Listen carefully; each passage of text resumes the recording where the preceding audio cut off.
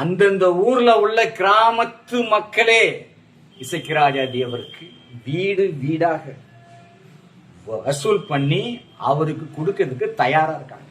இன்னும் தமிழ்நாட்டில் தேவர் சமுதாயத்தை சேர்ந்த முக்கியமான விஐபிகள்லாம் நிறைய இருக்காங்க. சோ இதெல்லாம் செய்யறதுக்கு காரணம் என்ன? நாளைக்கு நமக்கு ஒண்ணுன்னா கை கட்டி நிற்க வேண்டியிருக்கு, திமுகவாகட்டும் அதிமுக.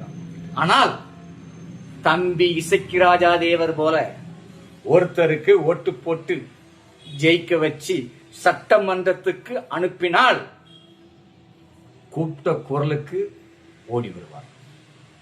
அப்ப அப்படிப்பட்ட ஆளை தான் நம்ம உருவாக்கணும். அப்படி என்று இன்றைக்கு தென் மாவட்டத்தில் தேவர் சமுதாயத்து மக்கள் மீது ஒரு நம்பிக்கை வந்து விட்டது இசக்கிராஜா தேவர்.